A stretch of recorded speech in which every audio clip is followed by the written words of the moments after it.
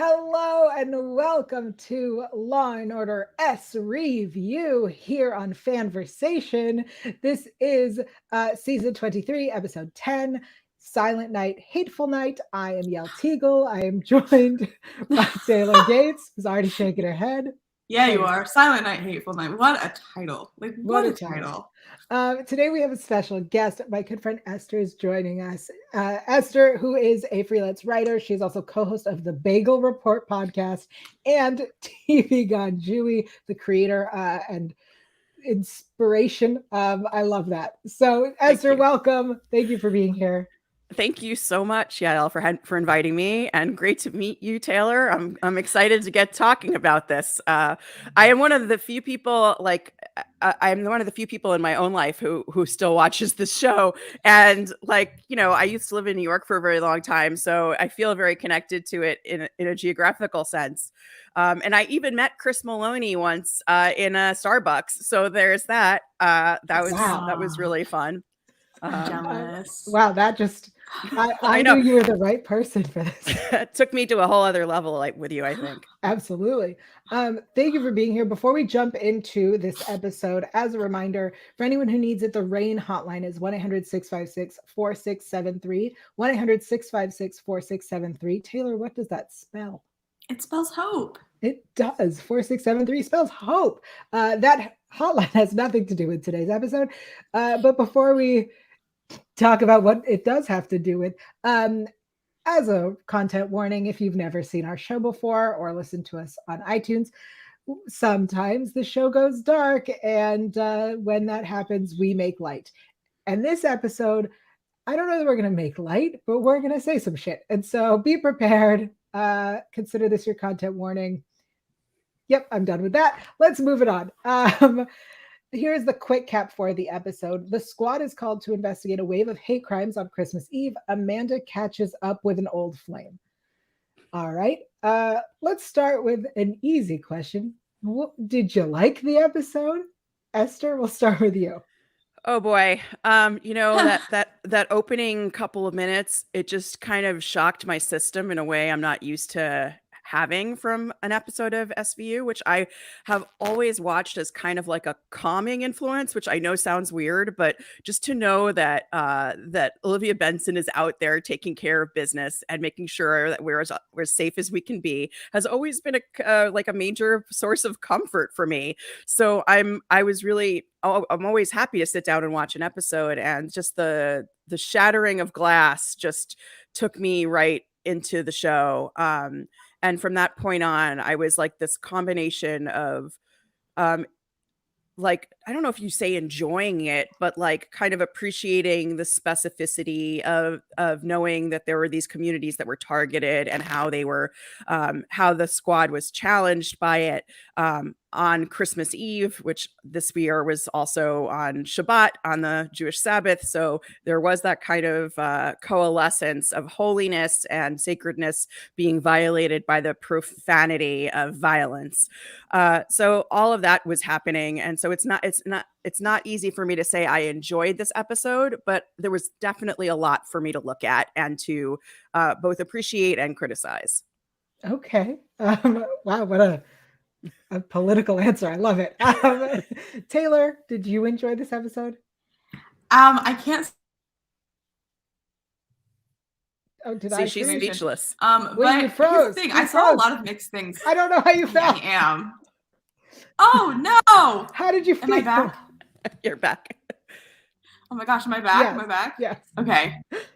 Whew. I was shocked. I was shocked to my core about how good that answer was. But I didn't watch this until this morning, and so I saw a lot of opinions about it sort of beforehand that were not the most positive. So I went in a little skeptical, but I honestly I have to say, I thought it was a pretty well done episode. I think it maybe got a little more graphic than it maybe needed to sometimes. Yes, perhaps, but I do think all in all it was an interesting thing to explore, though it didn't have to do with SVU. I do like that they explained why. At least they put that in there. I of course liked seeing Declan Murphy back. And of course, I always love it when Rollins plays someone, and she really played someone this time. And so I liked that aspect as well, because that's like one of my favorite little tropes is one of the good guys acts. And so she pulled it again and was very successful, and I really liked that aspect. Yeah, look, everyone knows that if the story isn't weird, then I usually am like boring. So this episode, I think back on any time there was an episode about anti-Semitism or episodes about Islamophobia, and I think those are usually my least favorite episodes because they're not what I want out of SVU.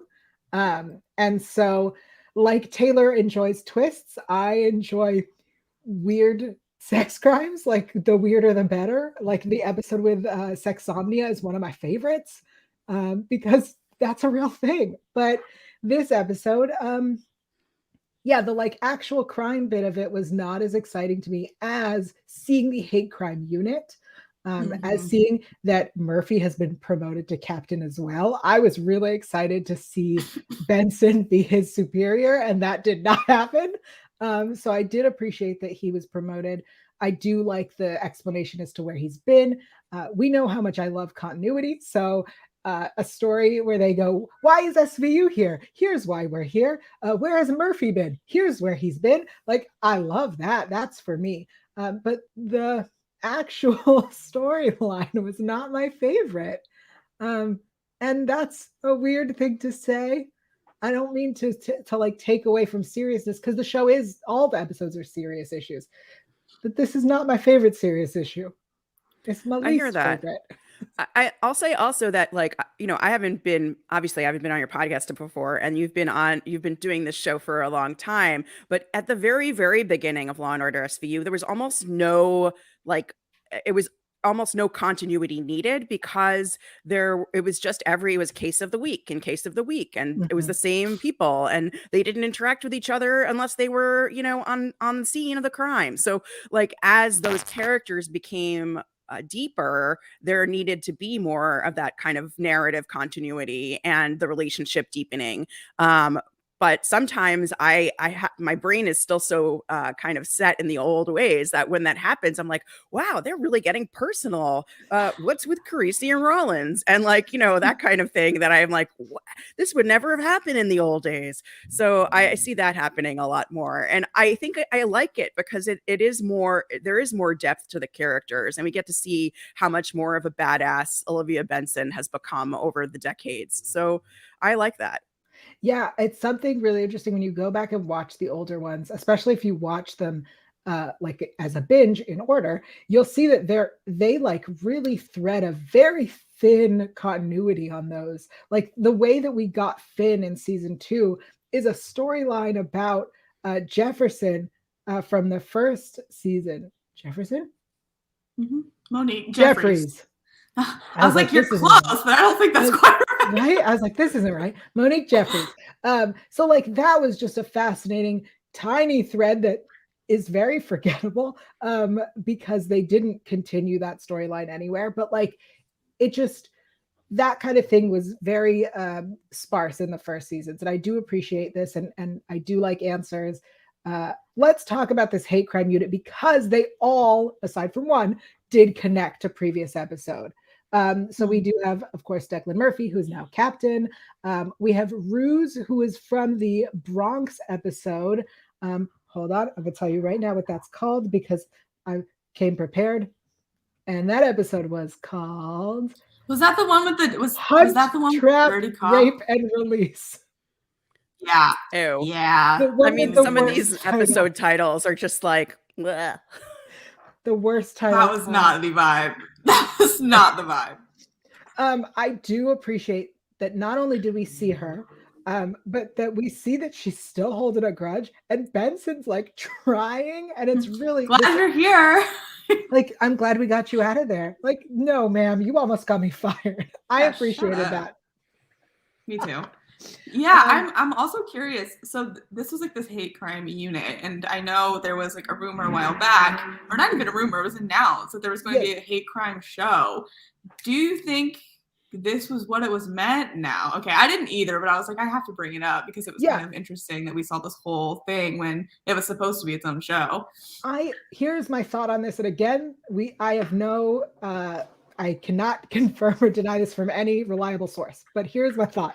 They were supposed to do a hate crime show. We've been talking about it for years. It was picked up, I think. It was announced that it was going to happen. We constantly, at least on our show, said that Barbara should join that team. But I think that because that has not come to fruition, they felt that they were able to form a task force, form a group that would not affect whether that show did happen or not. That's my assumption on this. Yeah, that's fair. Yeah, I mean, that's fine. I mean, like, I would watch another Law and Order just like I watch, what is it? Organized crime. Whatever. Yes, organized crime, even though it's like, we'll get to that. We'll get to that. I mean, like, look, there's parts of it I really like and parts of it. Look, we could talk about this all. I don't want to take away from this episode. But I think, one of the underused folks is, I forget what his Khaldun, who's played by Ari'el Tygiel, who has this kind of like double threat of being like, of having background that's a blend of Muslim and Jewish, which is actually similar to, I don't know if you watched The Blacklist, but Aram on The Blacklist also has a similar kind of backstory where there's a blend in his cultural life, which I think is so interesting and especially so useful in New York City, where there's multiple identities, as our good friend Liv tells the press, that there are like hundreds of identities in New York City, and so having somebody who can be in those spaces and speak Arabic and speak Hebrew as he's done on previous episodes, that's great for an episode. But one of the things that I have as my criticism of this episode is that, like, why is Jason Biggs there? And it's like he doesn't need to be there because he's being the Jewish Italian blend, which is fine. And Jewish Italian people are fine people, but I don't think we need him there because we've got Khaldun who can do both of those things. And so shouldn't he be the one in the synagogue speaking to the people about Shabbos, about the Jewish Sabbath? Shouldn't he be doing? So anyway, there's just all of these things that I feel like Jason Biggs might have said, I want to roll. And they're like, oh, cool. The dude from American Pie wants to be in this. And that's cool because he plays Jews all the time.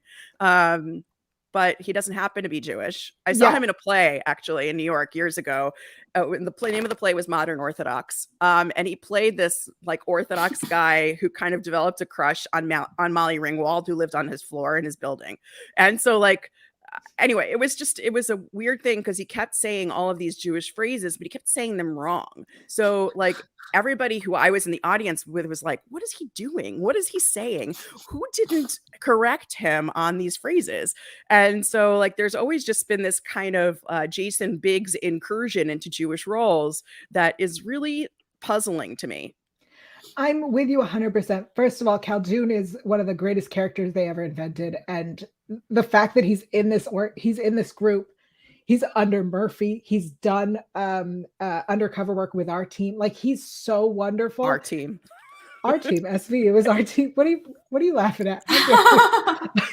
I think you're 100% right. He was underutilized. The fact that he was relegated to just the Arab speakers was very weird.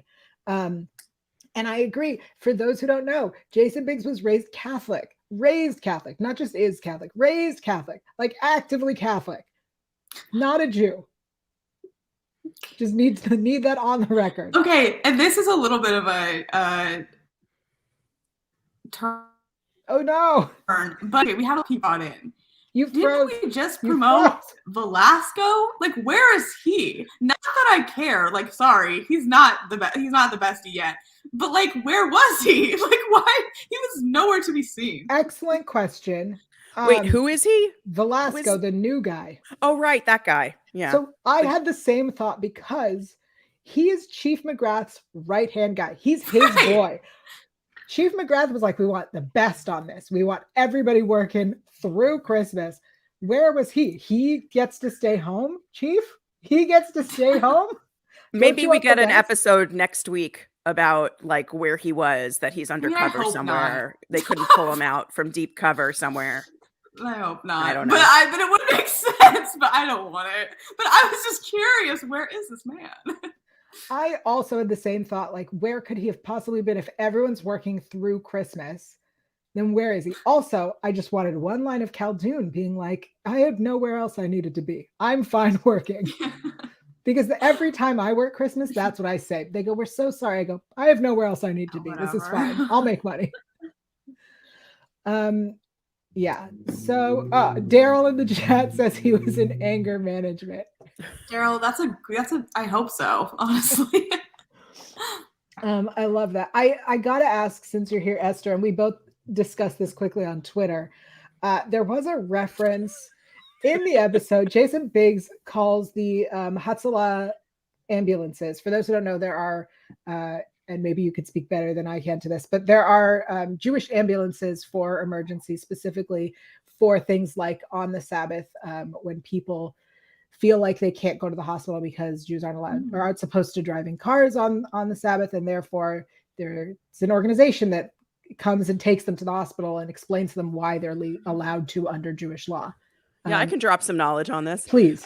So in the context of the episode, when they're on the scene after the synagogue was attacked, cobblestones had crashed through the windows, resulting in minor injuries and cuts. And Jason Biggs, our apparent Jew on the scene, says that one widower was matzah boxed to mercy because he had chest pains. And I'm sitting here, I've been Jewish all my life. I've been in very Jewish contexts for most of my life, and I've never heard the term matzah boxed. And so I assumed, and because he says, Olivia Benson, our girl, says, excuse me, and he says private EMS, private emergency medical, services.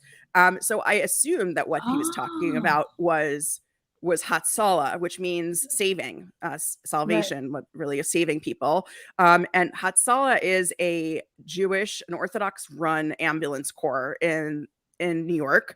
They're all over. Is it? Okay. Mm-hmm. Well, in the purpose of this conversation, the New York squad. And so and what they do is it's not just for Shabbat and for holidays when it's, when Jews are not supposed to be driving on Shabbat, because, there's the thing, there's something in Judaism about how if somebody's life is in danger, you're allowed to violate almost any other rule, including Shabbat, because the most important thing is to preserve life. So they have Hatzalah, but part of it is, it's about modesty. It's about secular mistrust of some secular medical hospitals, that they may not be familiar with Jewish laws and various medical ethics that are very important to certain segments of the Jewish community. So it's kind of like we'll go to our people first. I don't think Hatzalah does major surgery, but in terms of EMS, they are able to get things done. So I assume that's what it meant, but I did open up a conversation among my friends, be like, has anybody ever heard of this term, matzah boxing? And, is this a police slang for when a Jewish group uses their own medical boxes? Because Jews are matzahs and they put them in a box that's like an ambulance. And if this is police slang, then why doesn't Benson know about it? Like, I just had so many questions. I went and Googled it because I've literally never heard that term before. It sounds like Taylor is also Googling it right now. It's not a thing that I've heard. And I don't like, I don't want to say it, but I don't think it's a thing. I don't think it's a thing. And it also kind of sounds borderline pejorative, like just kind of like, I don't know, like I'm trying to come up with an analog epithet, and that it sounds like it might be mild, but it also might be problematic. And I don't even want to say anything because, like, I'm afraid everything is problematic. Right. I know, Yael, you don't always have the same reaction, but this is the show to say that stuff. Yeah, I guess. Yeah. So that was a weird thing. I think also there was a moment where they talked to the Jewish guy who was pushed into the streets, Aaron, and they asked him what happened. He says, they called me names. They called me Jew. And I was like, that's not an insult. What the cab driver was called were insults. Yes. What you were called was not an I knew you were gonna say that. I just want to say, I knew she was gonna be like, yeah. People I get comments all the times where people call me names, and you know what? Some of them are facts, not insults. Right. I mean, I think it's also, obviously there's a lot in tone. Sure. And I didn't find that performance of that guy who is like in the hospital to be that compelling. But his wife did a lot more talking. And I want to give a shout out to that actress, specifically because her name is Yael Tygiel. So she gets a shout out. And you can hear her accent is really more Israeli than it is like religious New Yorker intonation, but that's okay, because at least it's authentic on a certain level. I mean, I thought that there's other things you can say about Jews on TV that would have made more of a punch, like which I guess I don't need. I don't need SVU to like give people ideas of how to insult Jews, but like I also I don't know. It's just I had the same reaction as like because they went out of their way specifically with the cab driver to list different things that he was called and then point out the fact that he is not even of that group, which is something that I think happens a lot on the show, is that they do point that out, that happens a lot. But then on the Jewish side, they're like, Eddie called me Jew.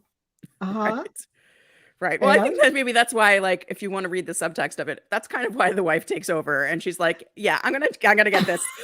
Let me just tell you what happened."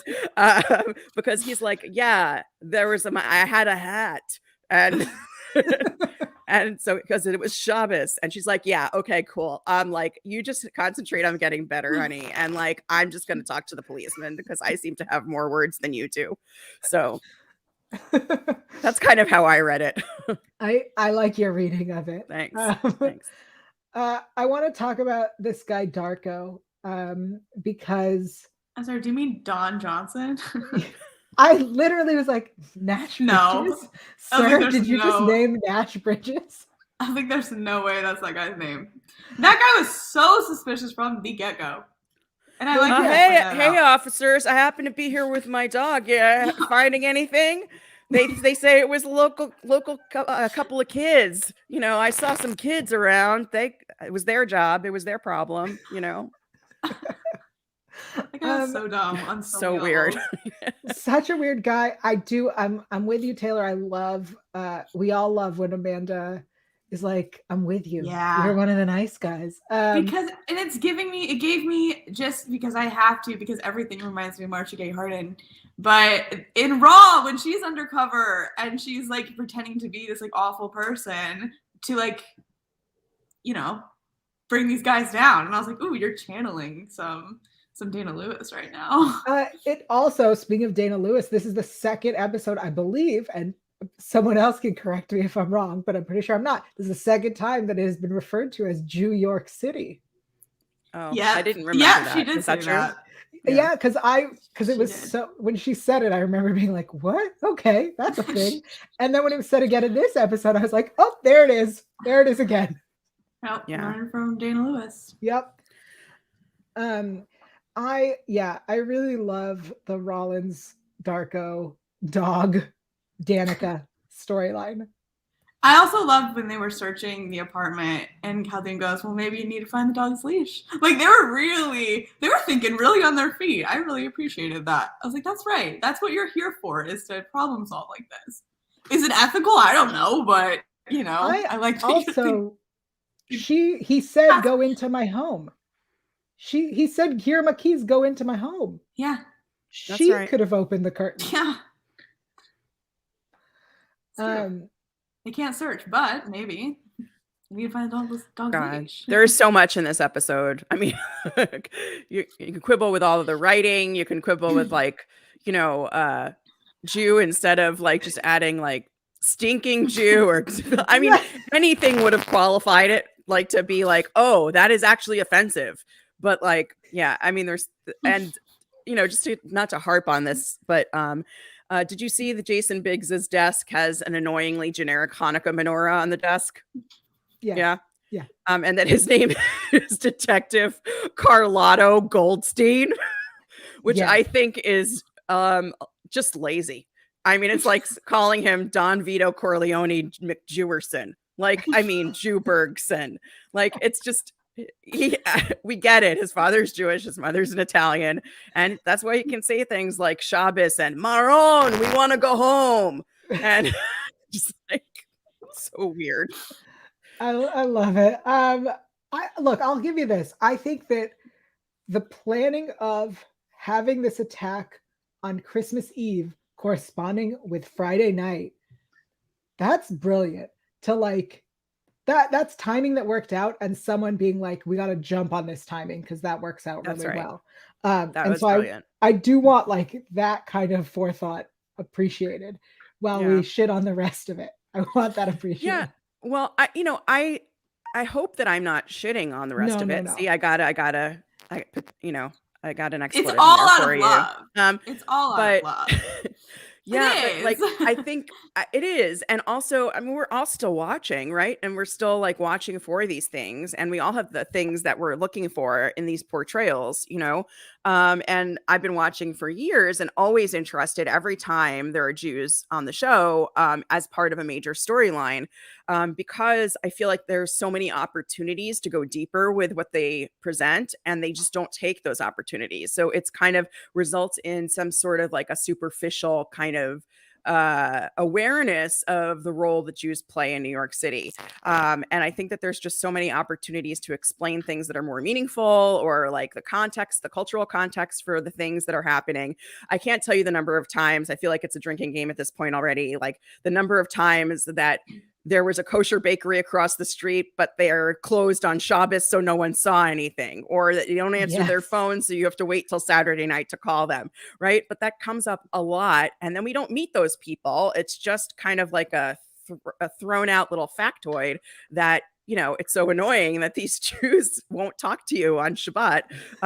So anyway, it's just kind of interesting, I think, and a missed opportunity in many cases to show a little bit more of the cultural community in New York City, both for Jews and for other, you know, other specific cultural experiences in what is an incredibly vast city with many experiences.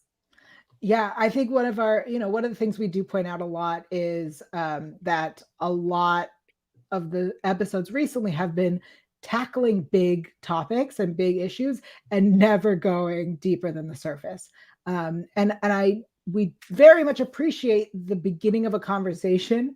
We would even more appreciate actually having the conversation. So being like, hey, here's a cool topic, and we're done. So maybe, I mean, is it too much to ask for a show to go a little deeper? I think the solution is to have less going on, right? This episode literally had two different villains. The same thing, like there were two different groups attacking the same people. Right. So like the fact that the kids weren't tied to this the organized attacks is very odd to me. And I think something that could have been discussed. I hope there's a deleted scene of one of them saw something and decided to do something, but also it feels weird. It just feels weird that this all happened and it wasn't connected. You know what I mean? Yeah. I mean, especially in this episode where there were so many different divisions working on the thing and so many different teams going out to different communities, and like they didn't really get into anything deep. Mhm. It was just like, did you see anything? No. Did you see anything? No. And it's just like, that's not really helpful. And there's so much to compress into this hour, which is really less than an hour, thanks to commercials, of course. You know, the idea of trying to compress it all is really hard. And just while we're speaking, I started thinking about like intense audience experiences of a particular culture that they may not be familiar with. So for some reason, the movie Witness popped into my head, right? So did you ever see the movie Witness with Harrison Ford? Back in the day, he goes undercover in an Amish community. And so like you get a real sense of what life is like on the ground in the Amish community. And it's like, it's not quite a bottle episode of a movie, but there is a significant portion of it kind of spent immersed in this world. And you don't get that because New York City is so diverse, and like the show every week is immersed in New York City, which just means immersed in kind of nothing, or everything, the way we might look at it. And so maybe, I don't know if, there's a lot of kind of sub threads about, I don't mean threads in like a Reddit format. I mean, like in narrative threads in the show, that bring in like aspects of insularity or reluctance to speak to police people, or trying to keep your dirty laundry in the community and things like that. And it's always negative. And so what I would have wanted to see, or still want to see at some point, is somebody who roots their decisions in not just because the Torah says so or because my rabbi says so, but because this is part of a long tradition, and here is why. And here is the point at which, like I said before, that in order to save someone's life, you're allowed to violate almost any commandment. And you don't see that factoid pop up. You only see like the closed-mindedness, or the, primitive kind of, the painting of religious specificity as primitive. So I would like to see more of that always and everywhere. And that's kind of one of my main points of existence in life, is to find those moments in popular culture, which are becoming a thing. They just haven't really become a thing in this particular show yet. Yeah. I think you're totally right. And I think that there is more the show could do, and hopefully it will. I want to change direction a little bit and talk about the ships, because, well, we have to. We have been waiting to see Murphy interact with Rollins and talk about the fact that he has a child with her for so long, that I'm so excited that we got this discussion. I do appreciate that he asked if she was seeing someone that was interrupted, and so she did not tell him about Carisi. That said, all I could think about was the moment that he met Carisi, which is when he hit him, he pistol whipped him at the Super Bowl party where they were undercover in Undercover Mother. Was that the episode, Taylor? It is. And we'll talk about that more later too. Because that is the moment that they met. And so that's so funny. I didn't realize that, but that is incredible, actually. That is literally the first thought that came to mind when they started talking. I was like, oh shit, this is going to be so good. So I appreciate so much him pointing out that he has realized the issue, the power dynamic between the two of them when they got together. I appreciate that he realized it, that he was like, hi, I was your supervisor. That was not okay. Yeah, I want to say, I did see a couple of people being like, yeah, they should have brought that up more. But Rollins' reaction is so classically Rollins. Yes. She's not going to be like, yeah, like she's never going to say that about herself. So I think it was like really in character for her to be like, well, we did it together, all of this, she's cool with it. So I just thought, because it's true, like it wasn't right, but I know Rollins is not going to admit that. Like, this is not 100%. Her. I agree. I think her reaction was so realistic. Classic Rollins. Yeah. Esther? I really love, I do love Rollins as well. And I've always really liked Declan too. I just had in my notes, did we know about Rollins and Declan? Because I feel like I missed an episode, and I don't know if it was like a longer, it's just one scene, right? It's one scene where when we find out she's pregnant, he appears and he's like, is it mine? I think. And she was like, yes. And he goes, that night in February, that's it. And she says, you can either be in, you can be involved as much as you want or you don't. And that was the end. Okay. So that's what you missed. Yeah. Okay. So that's why I missed it. Like, I feel like those, unless there's a major deal made out of them, those little moments, sometimes I miss week to week. So, especially if it's a season to season, I won't remember it. So I don't know if that's a statement on the writing or on the subtlety of the moment, or. I mean, it's never been brought up who's Jesse's father was, except for that moment. I guess there's also the moment where Carisi knows she's pregnant and she says it's not Nick's. That was also part of that episode, I think. So She's yeah, that's wild. it. And then we know about her second child. We know that the second kid is Dr. Al's. Ugh. Don't And I'm ever still speak his waiting name. for Dr. Al and Declan I'm Murphy to not. meet and go head to head. Wait, Oh, who's God. Dr. Al again? George Newbern was the actor. Oh. They dated hated for a him bit. so much. The storyline was awful. Ugh. Because he cheated on her with a prostitute, and therefore she no longer likes prostitutes. Gross. That Okay. whole thing was just not. Yeah. No. But I do appreciate Murphy says, you know, he realizes that he's missed Jesse's every Christmas and birthday, and that leaving was the biggest mistake of his life. And I think that's interesting, and I wonder where that's going. Yeah, I hope it goes somewhere. I hope he's back. He comes back, and they get to keep having that conversation. But I'm not going to hold my breath. So I was reading some interviews with him in preparation for today's episode, and Donal Logue said so he was offered to be a regular on the show right after he got cast in Gotham. And so he did not take the opportunity because he got Gotham, which I understand and am so bummed about. But now that he's a captain and we have Benson as a captain, there's no point. There's no point in him being a regular. And that makes me even sadder. Well, even if he just pops by every once in a while, that could be interesting. I love going undercover with him. It's so fun. Yeah. Ooh, we'll talk about that later too. That could be your new show is Undercover with Donal Logue. Ooh, I love that. I'm into it. Look, if he is the captain of hate crimes, then you know that they're going undercover a lot. And I would watch that show. You know what I'd watch? I'd watch that with Kat. Obviously, Kat should be there. They should replace. That's a loss. Really. Oh God, it still hurts. Jason It Biggs. still hurts. It still hurts. We've got it. All right. So here is the hate crime spinoff. Here's Donal the Logue pitch. is captain. Yes. Khaldun's there. Yes. Ruse can be there. Yes. Kat joins, and their DA is Barba. Garland can pop by too. We miss him. Yes. I don't know what he'll do there, but we just see him there in some capacity. He'll be there, whatever's above captain. Yeah. He's going to come back and replace Garland not Garland, McGrath, because McGrath's the one. Yes, that guy needs to leave. Yeah. Okay. I like this. We've solved it. Put us in the writer's room. Ta-da.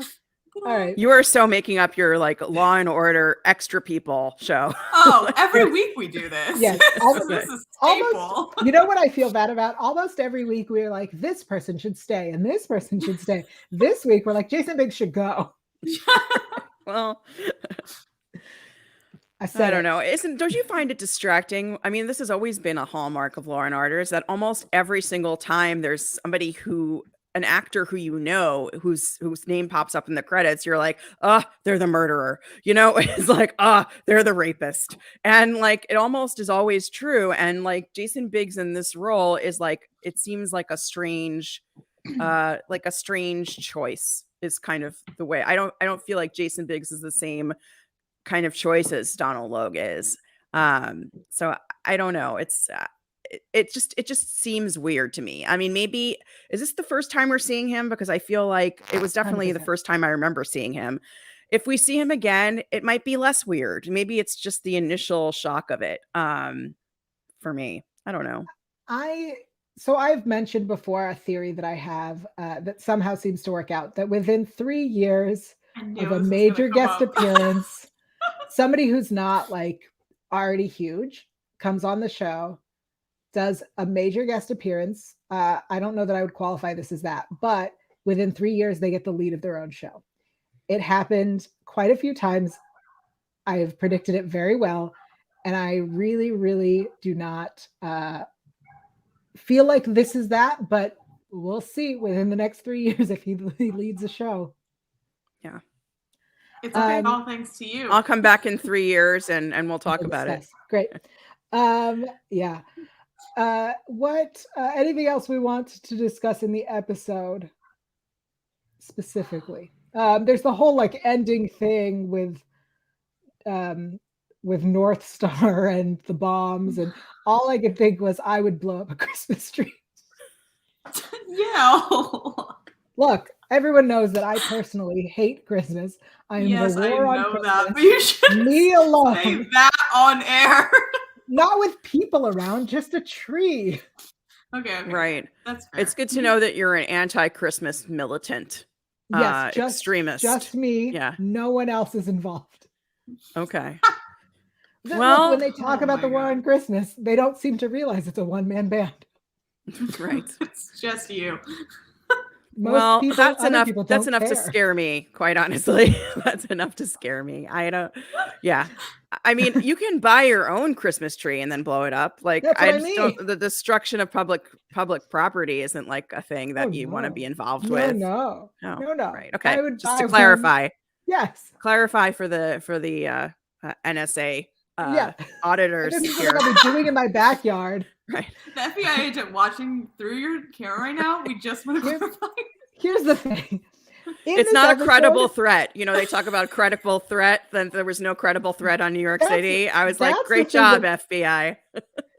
Genuinely, that was the most baffling line. It was the FBI says there's no credible threat in New York City this weekend. I was like, really? I feel like there's a credible threat always. Yeah. There's always credible threats. Oh my god. It's true. I mean, there's a lot of little things in this episode that just, again, as somebody who used to live in New York City and work at a lot of Jewish nonprofit organizations, the idea of there being like a Jewish nonprofit organization or a synagogue that doesn't have any security cameras is just not a thing. So, you know that. Esther, let me ask you this, because my entire life, every synagogue I've been to has an actual security person. Yeah. That is the same for you?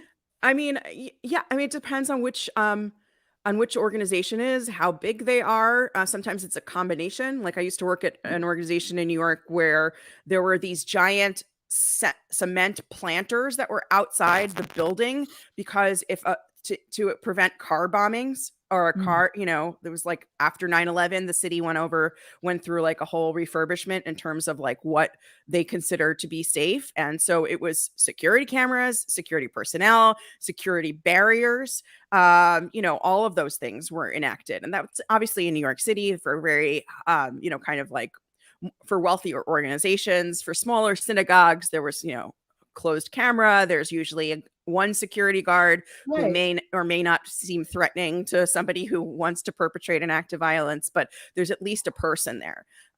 So I think, you know, all of those things, it just doesn't seem possible that it would that they wouldn't have a security camera. And I don't understand why it's a better narrative device to have the camera exist across the street at a bakery that's closed because it's Shabbat and we don't see anybody from the bakery and we don't see anybody go to get the footage than it is to say this is the footage from the synagogue. Like why not just cut out that minute of dialogue and just do something else with that time? But you know, they didn't ask me. I genuinely have not, I can't think of a single synagogue I've been to that didn't have at least a person whose job is security, who stands at the door at all times when they are open and usually when they're closed as well.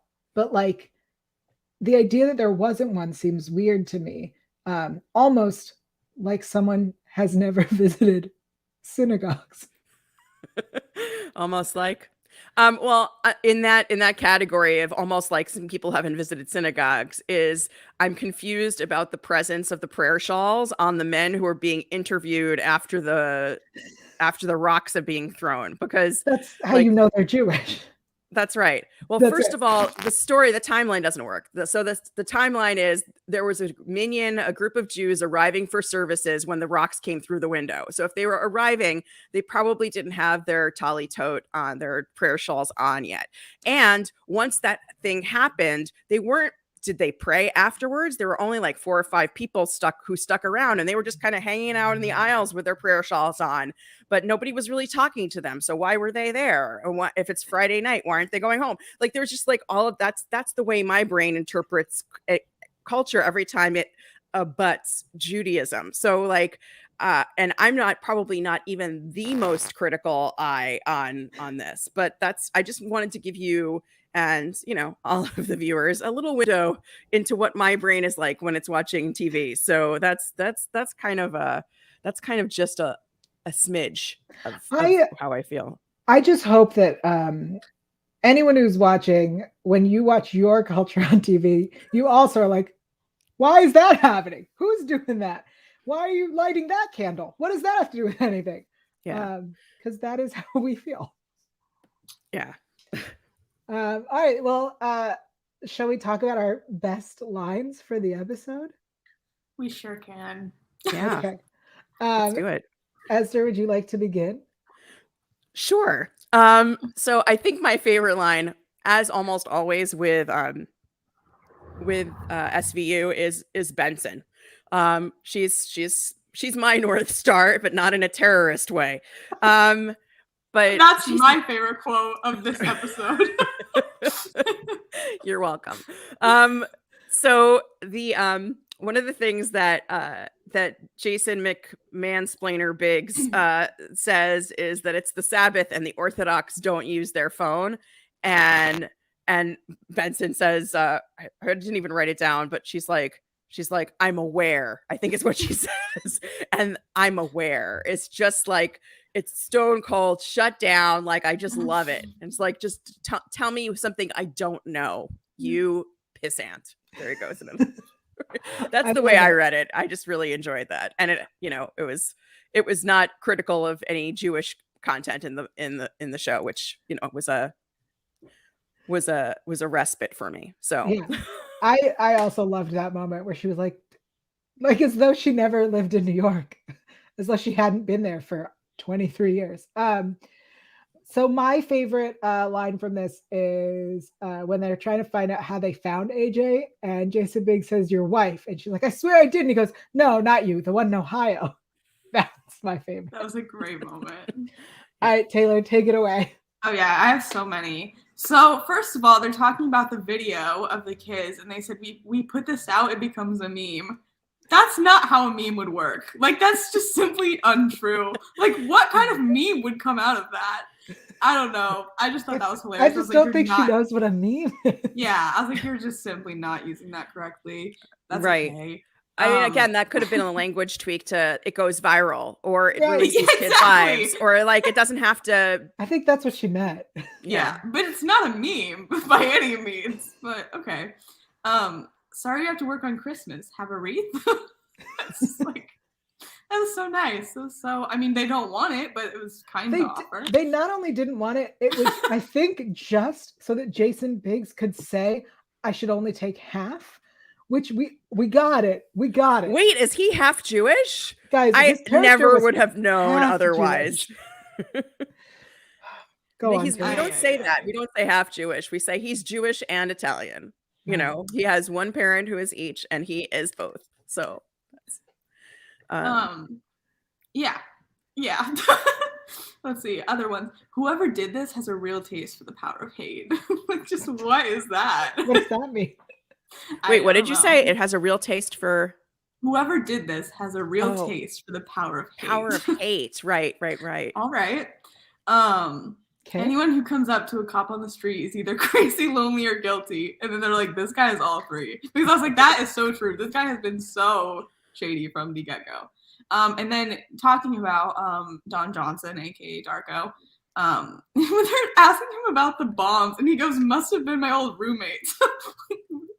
Dude, come on. Your room was a closet. What roommate? Come on. Although every time you think your roommate, like, you wouldn't notice bombs in the closet? Well, I mean, look, we've all had roommates who have moved out and left things behind, and we've given them away on buy nothing groups. And so that's just what you say when you have something in your house that you're like, yeah, I'm embarrassed of that, but it's not really mine. It belongs to my former roommate. Right. But one bomb, I understand. This many bombs, there's no way you don't know. But didn't he live in a studio? Yes. Wasn't there one bedroom in the one room? Where did the roommate live? The same room. I don't think roommate is what we call the person who shares your bed. Also, I think there were 2 Starbucks cups on the table, so I'm confused about that as well. Oh. I don't know if that's important to track, but since I watched Game of Thrones and there was a Starbucks cup that ended up in it, now I always notice the Starbucks cups and things. Yes. That's incredible, and I remember that as well. Also, talking about Darko, when they like showed him the extremist video and they're like, oh, I was supposed to erase that. I'm like, this guy is so stupid. I can't even wrap my head around it. And then finally, I loved the whole scene where they were interrogating, I don't even remember what, Tom. And the reason they caught him, like they knew from the get-go he was like shady, but he was like, yeah, I was going to see a show, and that was his excuse for everything.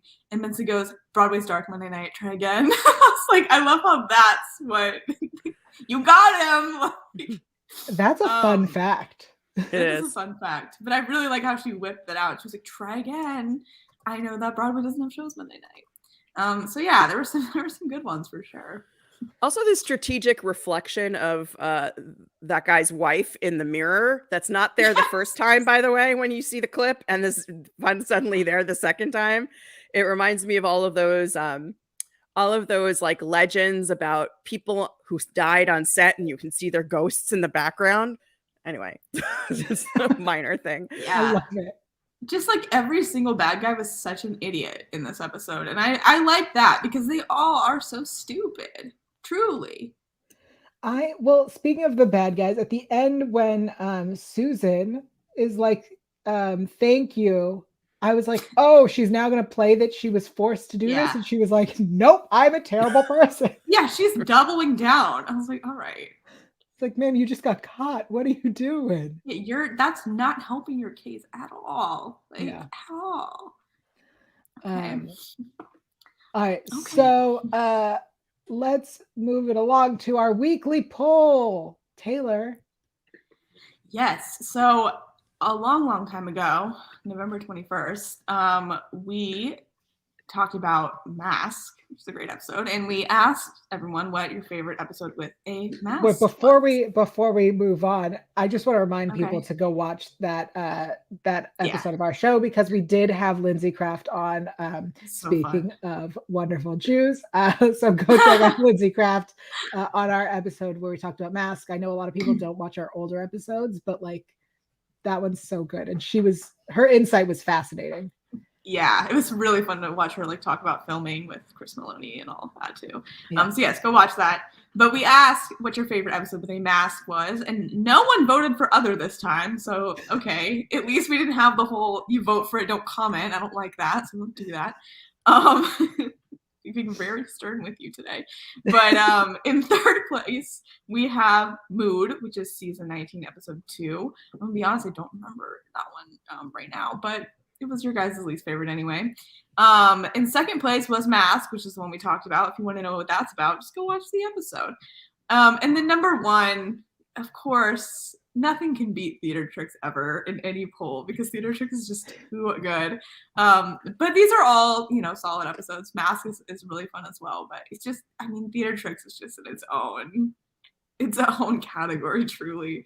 But this week, we are asking everyone what your favorite Declan Murphy episode is. Oh, what a tough question. It's such a hard one. We already have like 50 votes on it, so people are so passionate about this one.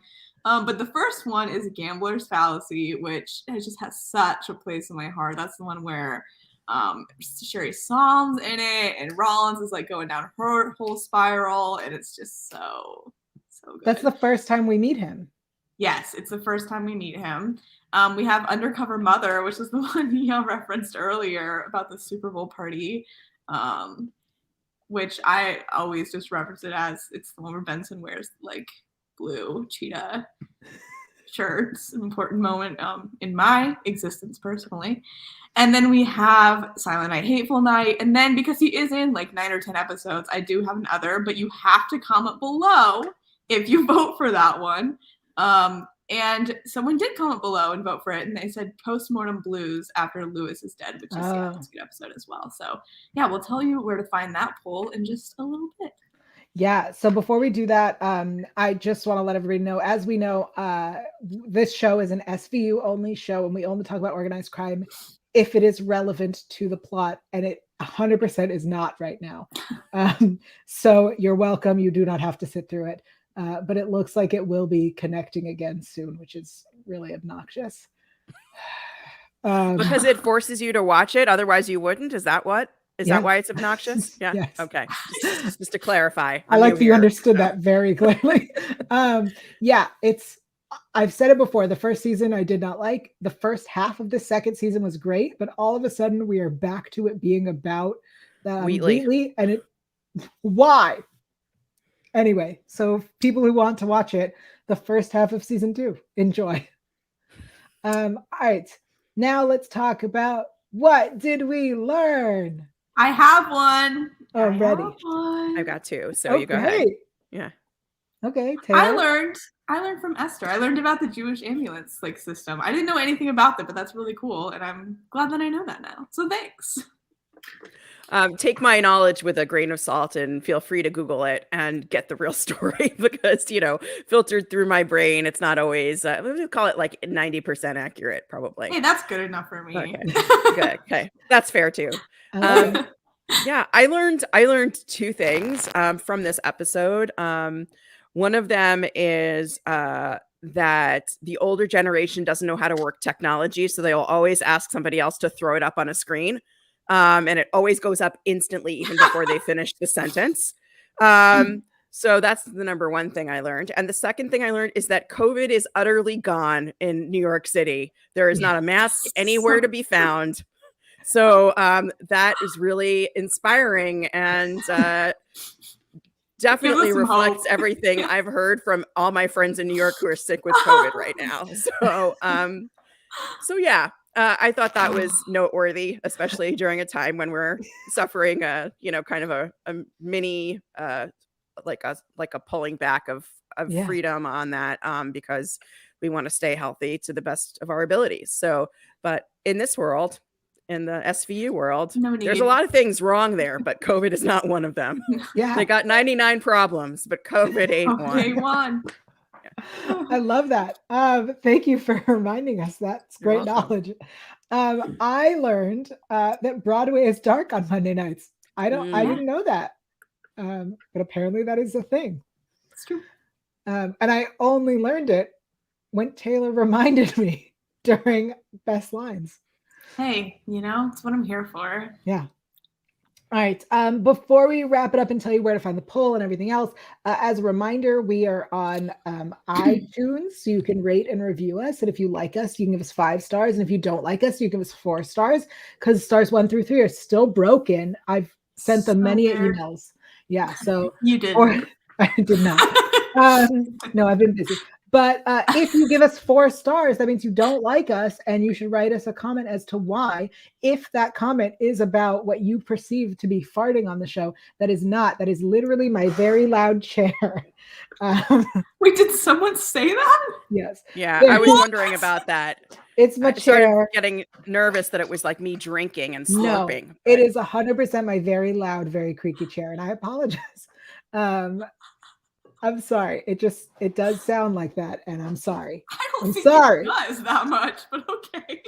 All right, those are the announcements. Also, if you like our stuff, we have ridiculous swag that we're selling, not for monies, but for funsies. So check that out. Okay, Esther, thank you so much for joining us. Tell everyone where we can keep up with you and your podcasts and your Jewiness. Yeah. So my Jewiness is available pretty much everywhere. You'll get tired of it pretty quickly, probably. But I do run a workshop on TV Gone Jewy, which is basically like, a Zoom seminar on that traces some of the instances of real Jewish content appearing in TV programs and what Jewish representation is like on television today. I also am the co-host of the Bagel Report podcast, which is available wherever you get your podcasts. You just look for the Bagel Report, and a lovely little graphic of 2 bagels schmoozing in front of the Hollywood sign will pop up, and that's how you know you've found us. And in terms of my other work, I do a lot of writing in the Jewish press. And one of the things I do is I write a column about television and its intersection with Judaism, which is not surprising given everything that was spoken about here. I'm working on a piece now about Ray Donovan in advance of the coming movie that is going to finish out the storyline that's next weekend. And that is in the J, which is the Bay Area Jewish paper. So thanks for having me here and for allowing me so much time to plug my stuff. And it was really a delight to be here and talk with you about this. I don't generally get a chance to talk about SVU, and I know you're definitely the right people to talk about it with. Well, thank you. Thank you for joining us. I also want to give some shout outs to people in the chat. Thank you, Mr. Big Rose. I know you've been chatting it up, and Daryl and Audrey. And I know other people are here as well. Thank you for watching us live. We love that you're here with us every Sunday. Taylor, where are you, and where can everyone find the poll?